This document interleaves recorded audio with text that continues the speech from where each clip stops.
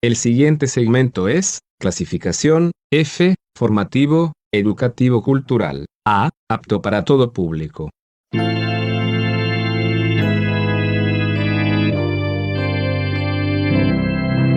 Bienvenido a Hora de Estudio Bíblico con nuestro maestro el Dr. Lehman Strauss.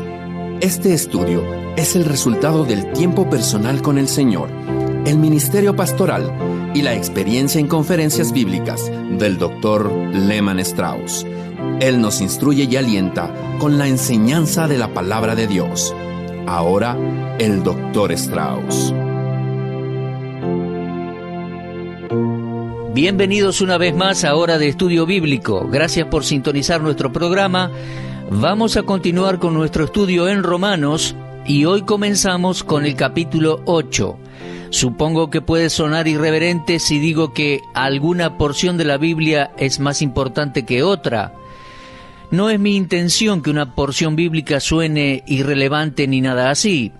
Espero que lo entienda bien, pero quiero decirle que pienso que Romanos 8 es uno de los capítulos más maravillosos e importantes de la palabra de Dios.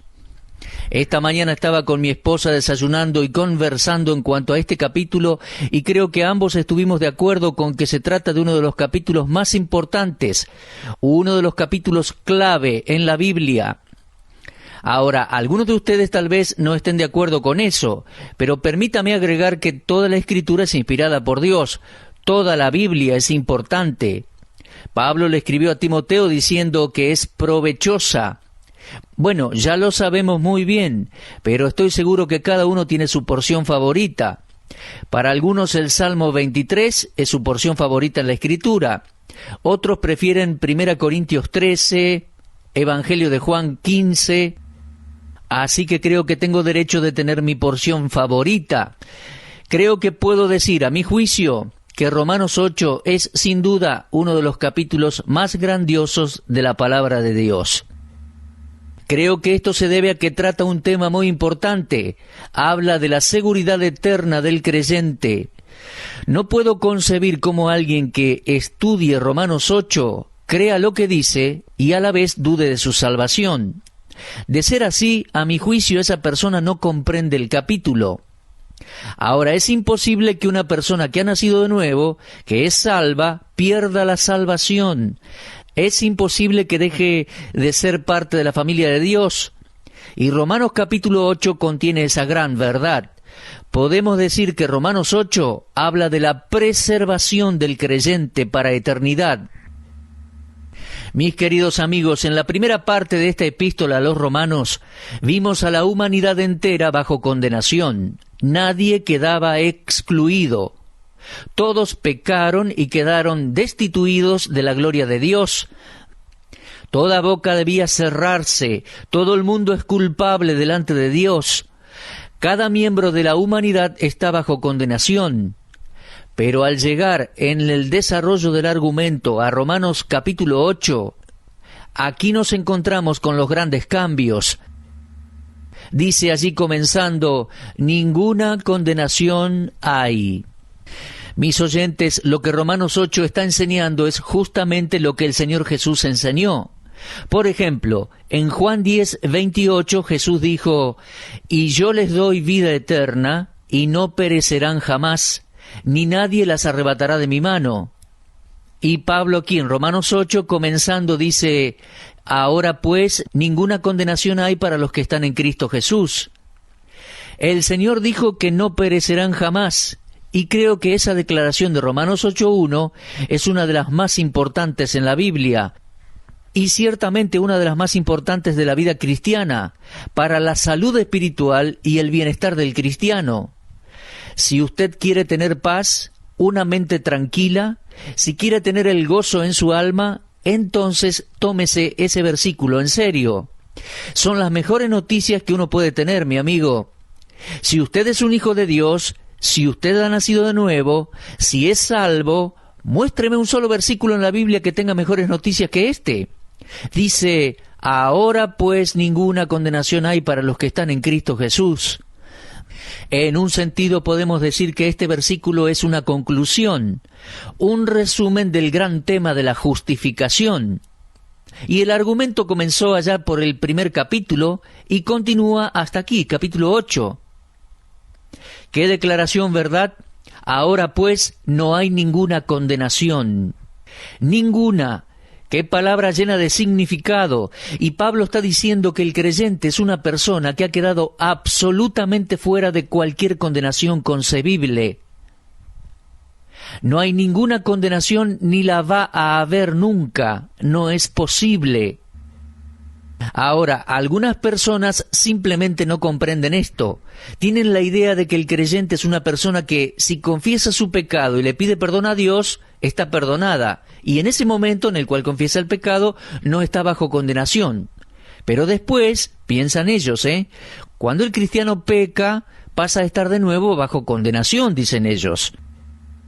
Entonces, se arrepiente, confiesa su pecado otra vez, le pide perdón a Dios, Dios lo perdona, lo limpia una vez más, basado en 1 de Juan 1:9, pero después descubre que no es perfecto y comete otro pecado, y pasa a pensar que está bajo condenación.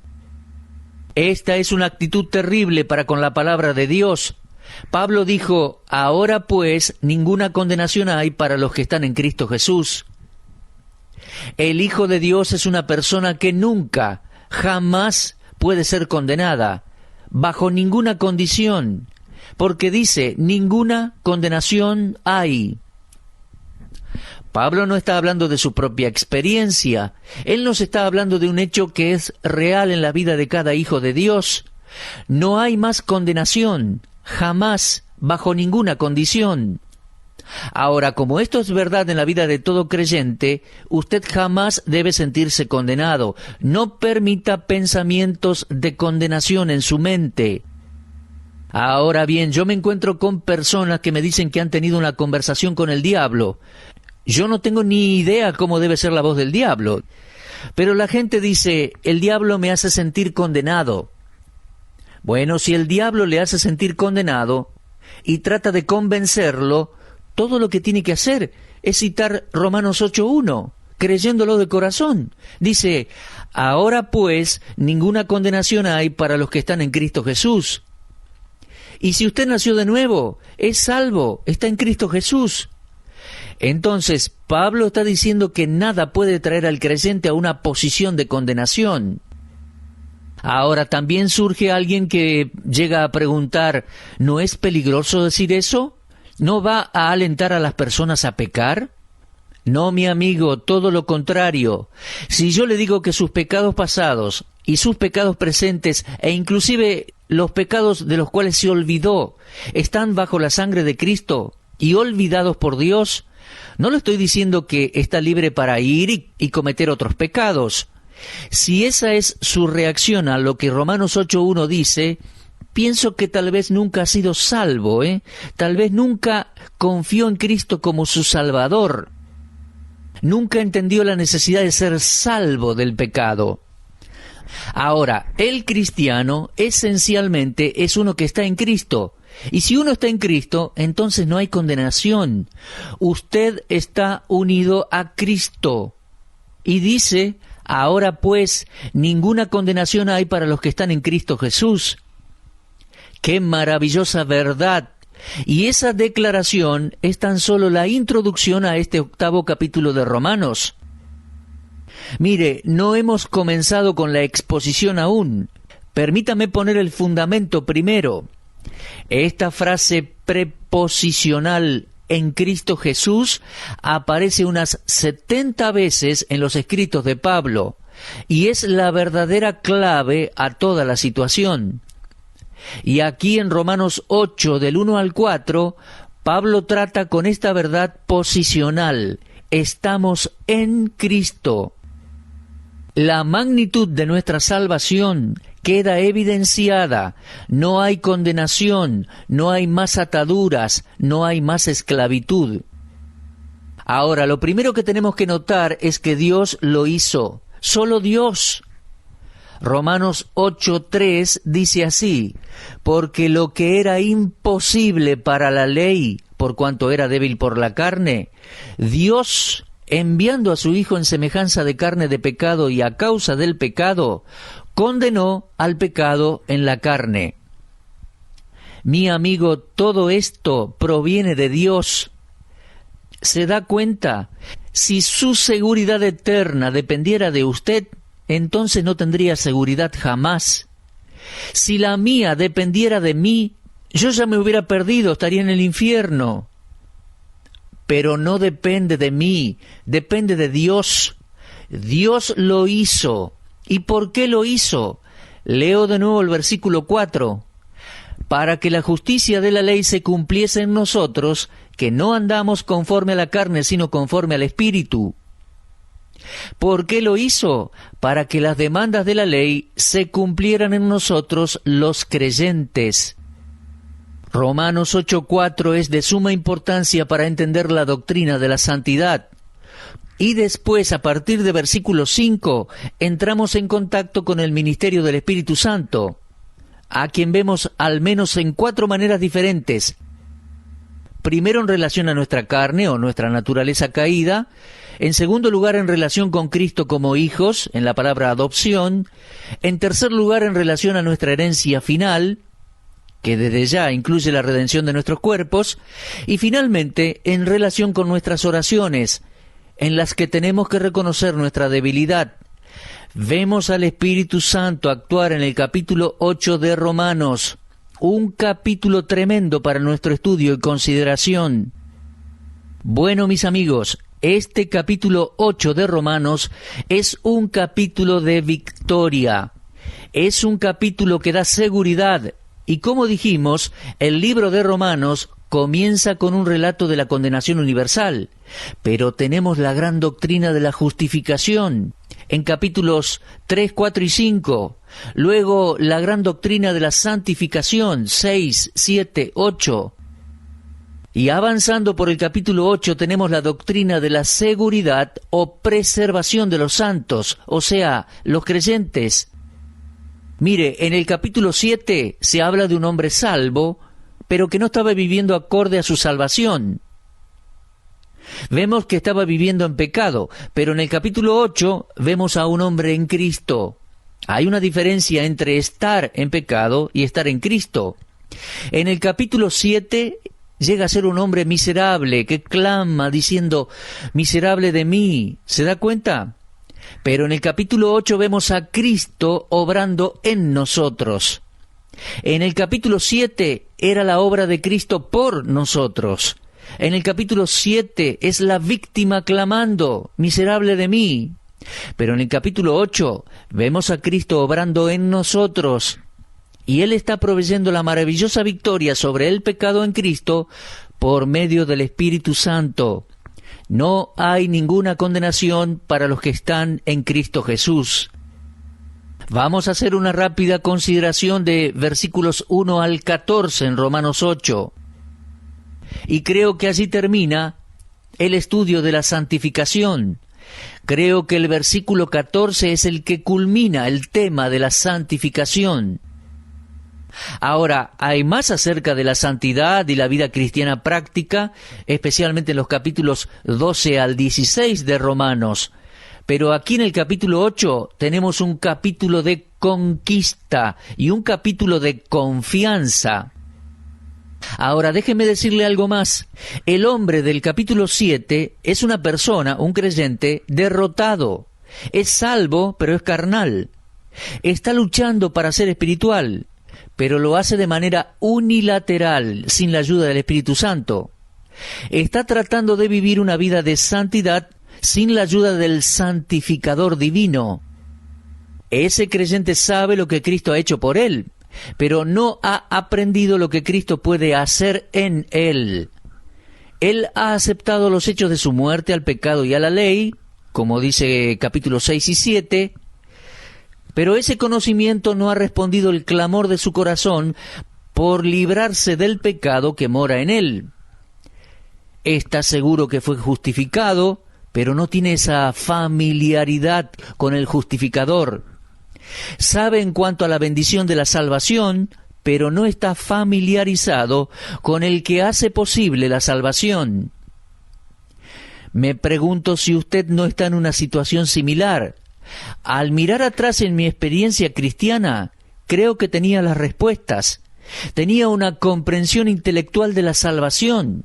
Sabía qué hacer para nacer de nuevo. Pero, ¿sabe una cosa? Me faltaba esa comunión íntima con mi Salvador, el Señor Jesucristo. Ahora, el hombre del capítulo 8 es todo lo opuesto. Se trata de un hombre victorioso. No es el hombre natural del capítulo 7, versículos 7 al 13, ni es el hombre carnal del capítulo 7, versículos 14 al 25, sino que es un hombre espiritual. Ahora, no se lo debe comparar a los israelitas que estaban en Egipto, ni con los que murieron en el desierto, sino con los que entraron y disfrutaron las bendiciones de la tierra prometida. Cuando Dios sacó a los israelitas de Egipto, lo hizo para que pudieran entrar a la tierra, no para que murieran en el desierto. Y algunos de nosotros, salvos, hemos estado mucho tiempo en el desierto. Creo que es hora de ir hacia adelante para no morir allí y perder la bendición de Dios, la bendición que Él proveyó por medio de nuestra redención en Cristo. Mis amigos, comencemos a caminar juntos. Hay muchísima victoria en Romanos 8. Ahora bien, el lector cuidadoso de estos versículos reconoce dos palabras que se reiteran una y otra vez. Le voy a pedir que lea Romanos 8 en su casa y subraye las palabras carne y espíritu. Tal vez recuerde que en el capítulo 7 le sugerí que leyera el capítulo y subrayara las palabras ley y mandamiento. Pero aquí, en capítulo 8, debe subrayar las palabras carne y espíritu. Es de suma importancia que entendamos la manera en que estas palabras son utilizadas si es que queremos comprender el capítulo. Primero, vamos a considerar la palabra carne. Mire, a veces Pablo usa esta palabra de manera literal, como cuando habla de la circuncisión en la carne. Romanos 2:28. Pero aquí, al igual que en otras partes de sus epístolas, Pablo usa la palabra carne para referirse a la naturaleza humana en su debilidad, en su vulnerabilidad al pecado, aparte del Señor Jesús. En Romanos 8:5 encontramos la frase piensan en las cosas de la carne. En 8:13, vivir conforme a la carne. Ahora, ¿qué significa pensar en las cosas de la carne o vivir conforme a la carne? Bueno, creo que significa vivir una vida dominada por los deseos y los dictámenes de nuestra vieja naturaleza, caída sin regenerar, en vez de una vida dominada por los deseos y dictámenes del Espíritu Santo que también está en nosotros. Pensar en las cosas de la carne y vivir conforme a la carne es vivir de manera egoísta, es ceder a los apetitos y deseos de nuestra antigua naturaleza adámica de cuando no éramos salvos. Entonces, el creyente que vive en la carne no se involucra necesariamente en inmoralidad sexual o otros pecados graves del cuerpo. Mire, la Biblia da una lista de los pecados de la carne, y el primero es el adulterio, sí, pero también incluye fornicación. Usted puede leerlo en Gálatas 5, 19 al 21. Adulterio, fornicación, inmundicia, lascivia, idolatría, hechicerías, enemistades, pleitos, celos, iras, contiendas, disensiones, herejías, envidias, homicidios, borracheras, orgías y cosas semejantes a estas. Aparece esto en Gálatas 5, 19 al 21. Esas son las obras o los pecados de la carne. El doctor Scroggie dijo, para el creyente fue enviada a la muerte en la cruz, pero la muerte fue judicial. Si la antigua naturaleza que heredamos de la caída murió en el momento de nuestra conversión, los primeros 17 versículos de Romanos no tendrían significado. Si la antigua naturaleza hubiera muerto, no habría conflicto alguno. En cada inconverso, en cada persona que no ha sido regenerada, hay una sola naturaleza y es la naturaleza de Adán, la naturaleza caída. En cada creyente existen dos naturalezas, la caída que heredamos de Adán y la nueva que recibimos al nacer de nuevo. Segunda de Pedro 1:4 dice que pasamos a ser coparticipantes de la naturaleza divina.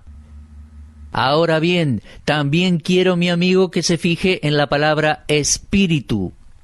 La palabra carne aparece muchas veces en Romanos 8, pero también la palabra espíritu, subráyala también, por favor, y se refiere al Espíritu Santo.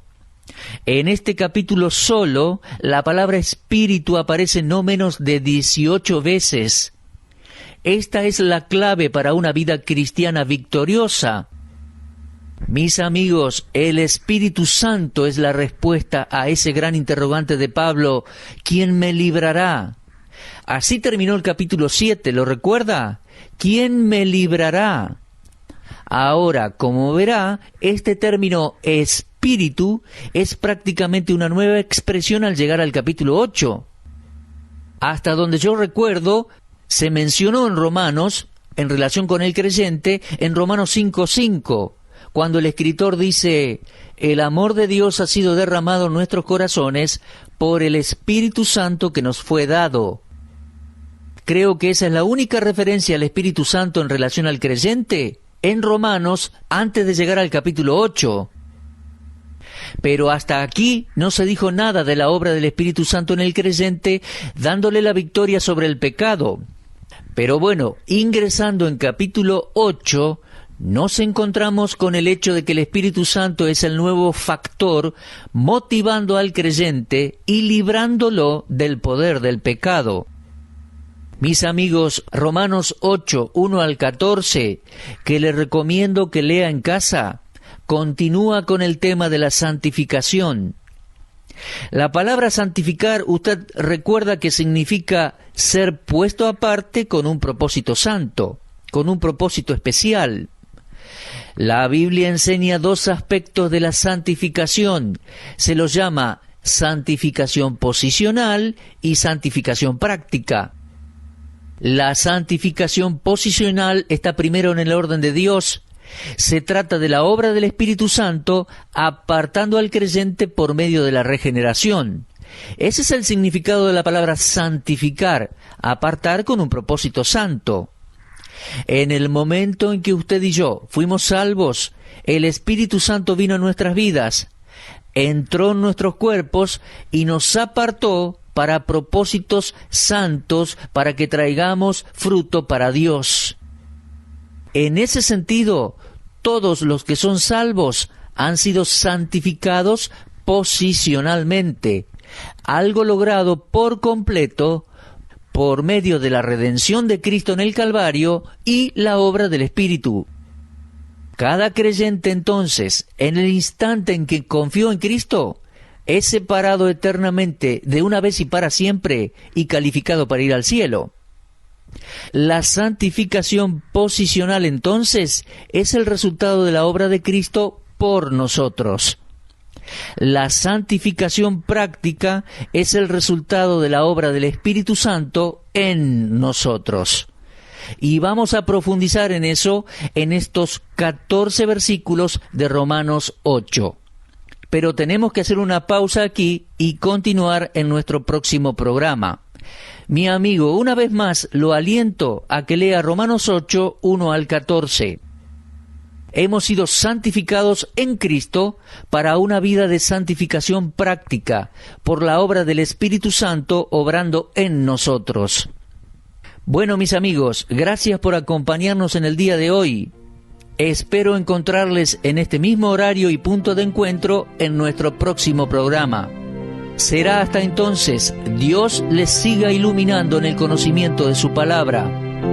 Usted estuvo escuchando Hora de Estudio Bíblico con el maestro el doctor Lehman Strauss. Si desea escuchar una vez más este mensaje, visite nuestra página en la internet www.bbnradio.org. Le dejamos la invitación para que el día de mañana nos acompañe aquí, en este mismo horario y punto del dial. Hora de Estudio Bíblico es una producción de BBN.